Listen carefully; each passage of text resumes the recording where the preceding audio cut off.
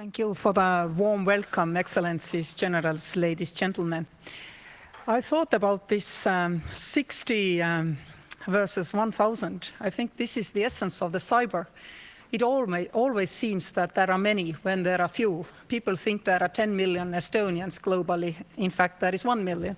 Of course, people think that cyber center in Tallinn consists of much more than 60 people because they are simply everywhere. And they are high-flying people, and we have recognized it because we have appointed an Air Forces colonel to keep order in the house. So thank you, Jaak. Thank you for the introduction, and thank you and your colleagues of the Cyber Defense Center for organizing this great conference. And thank you, dear friends, for coming to Tallinn yet again. I do believe that CyCon has over the years developed one of the hallmark conferences for all cyber people, and that you all come to Tallinn each year with the hope of hearing and learning something you haven't heard elsewhere. And I assure you that you will not be disappointed. This year, I'm glad to introduce here the Estonian positions on how international law applies in cyberspace, which were approved by the Estonian government just a couple of weeks ago. Yes, some NATO allies and partner countries already have declared their positions on this issue. And also, we already do have the Tallinn manuals, of course, in place, which contributed an important first step towards the analysis of this issue. We also have the reports of the United Nations groups of governmental experts and statements by a number of international organizations. But in some ways, it was actually even a little bit weird that Estonia, the forefront country of the topic, hadn't actually drafted and approved these positions officially until now. And that was the reason why last year, after we had the trio of LMC, MSC, Cyber Digital here in Tallinn, and of course also CyCon, I convened the best cyber law experts in Estonia to my office. And we discussed the issue, and they readily agreed that yes, it's time. With all the things considered, we can and should compile this position now, and we set ourselves the target of today. I know that there are many countries who are and will remain ambiguous on this issue. But Estonia is a small state, and we do not have this kind of luxury in regards to international law. Because, as Lennart Meri, our first post-Cold War president, once famously stated, international law is the nuclear weapon of a small state. Before introducing Estonian positions on international law in cyberspace, I believe that a short explanation is in place why this all is actually so vital for us in the first place. Most of you here might think that it is self-evident why linkage between cyber, international law, and security is so important. But if asked by a man on the street, and let's not forget that man is the end user of IT products as well as part of the security that we all strive to create, then we must always remind the basics of security and international law. Let's take, for example, NATO and the conventional domain. During the 70-year history of NATO, no ally has actually been conventionally attacked or lost its sovereignty. And that's because NATO's collective defense posture, at least in the conventional domain, has been and will remain to be a credible deterrent. Nobody still dares to cross NATO as the consequences would be known, clear and devastating. And if we think of some of the basic tenets of the international law system, then yes, international law and organizations have not been able to end all wars and aggressions. But everybody clearly knows that when you breach international law, it will be taken up, for sure, in the United Nations Security Council. And it always has consequences, and therefore also acts as a deterrent. But that's only happening in the conventional domain. For some reasons, the same principles remain ambiguous in cyber domain, to say the least, although they shouldn't. Today, it is still possible for an adversarial country to carry out a malicious cyber operation, or a number of them, simultaneously, and get away with it. Or almost get away, since at least on attribution, a lot of progress has been achieved over the last years. But one of the reasons for this is that cyber still leaves a lot of gray areas, including on how precisely international law applies in cybersphere. International law stems from conventions, agreements, and custom, but it's still very much up to states themselves to define and to interpret that law. Therefore, the Estonian positions on application of international law in cyberspace is our contribution on further clarifying this issue and leading the way together with other allies. It's also something that will help our own cyber experts in everyday operations, in drafting our own rules of engagement for possible cyber operations. It might also carry some deterring effects, as we have now more clarity in how we perceive and react to cyber operations in the future.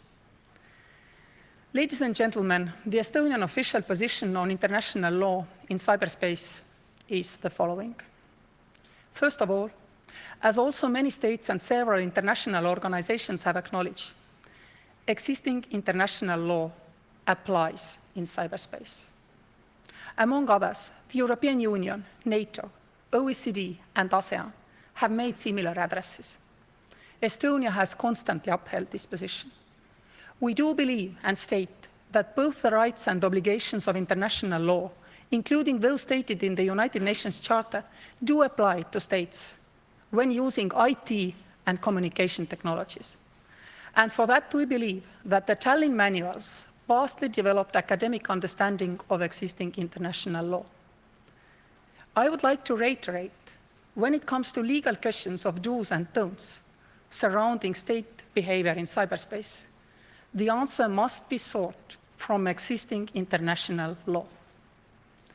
Secondly, states are responsible for their activities in cyberspace. Sovereignty entails not only rights, but also obligations.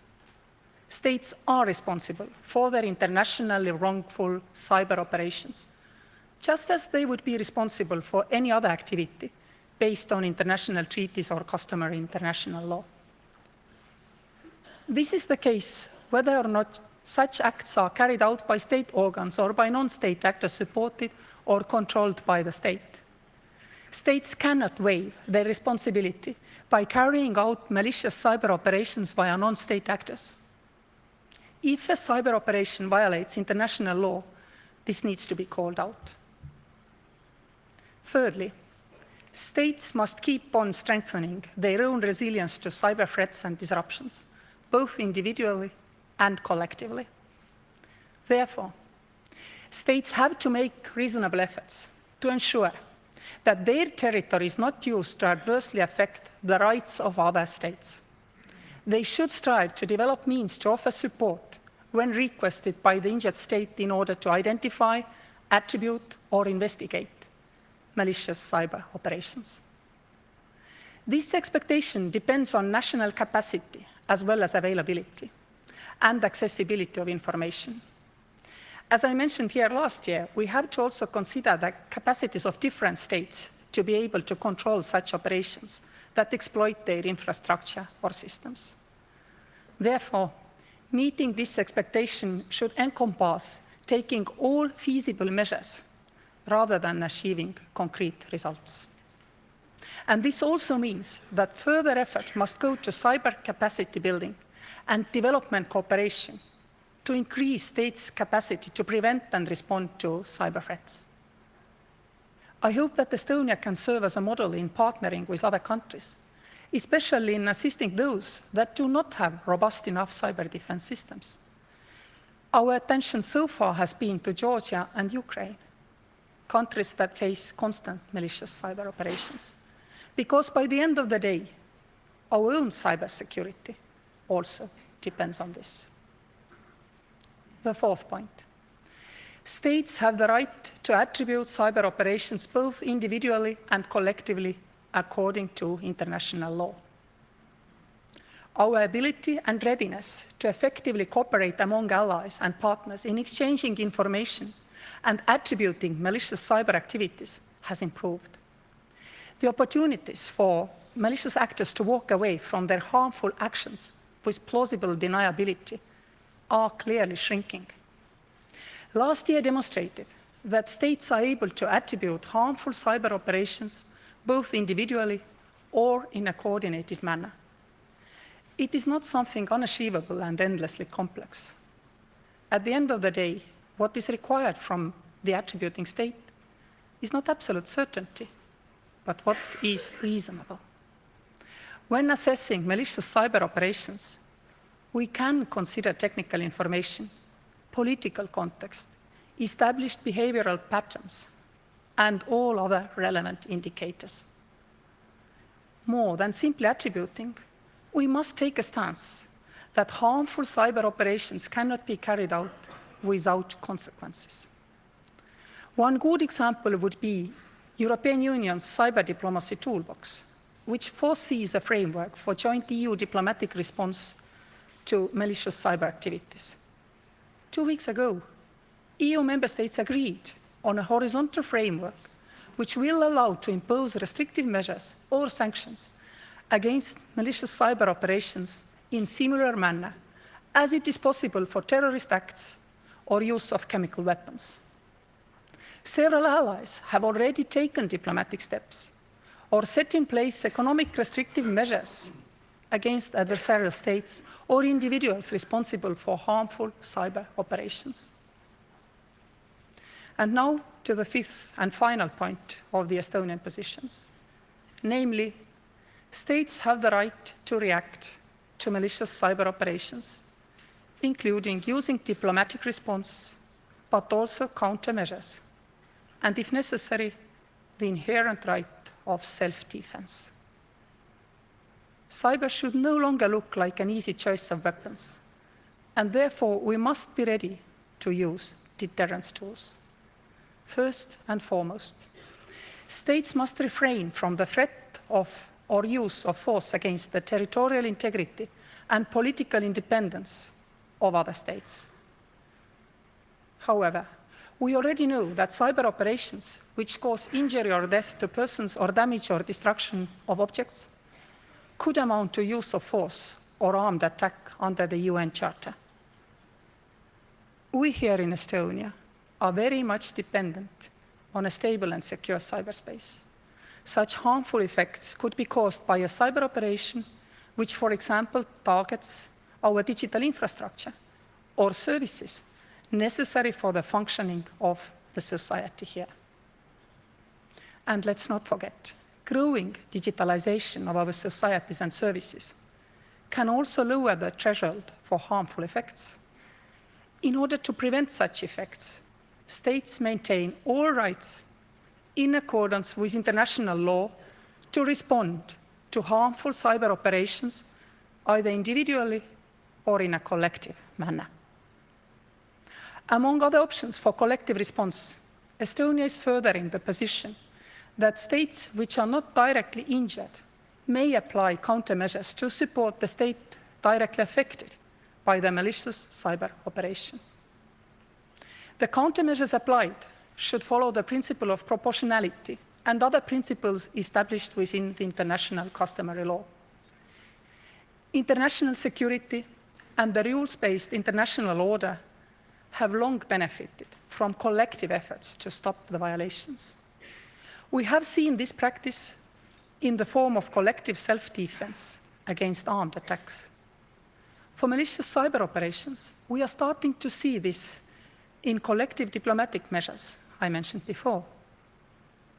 The threats to the security of states increasingly involve unlawful cyber operations. It is therefore important that states may respond collectively to unlawful cyber operations where diplomatic action is insufficient. But no lawful recourse to use of force exists. Allies matter also in cyberspace. Thank you for listening for Estonian positions now. As you see, in many ways, there is nothing really special or groundbreaking. But I do believe that it's really important to get them clearly stated. And I am sure that it certainly doesn't end here. I believe that all states should articulate their positions on how international law applies in cyberspace. We do look forward to the fruitful discussions on this issue during new working groups established by the Secretary General of the United Nations, having been also part of each and every previously established such working group. In addition to measuring the perception of existing law, We must collectively put our effort to implement those provisions we have already agreed upon, including norms of responsible state behavior in cyberspace, and call out those who undermine our efforts to ensure peace and stability in cyberspace. And we all, governments, civil society, industry, we have the responsibility to strengthen the resilience of our societies in the context of fast-evolving digital technologies. And there is actually nothing silent in all this, although the title of this year's CyCon would imply we have to be loud on this element of cybersecurity. Thank you all, and have a nice conference.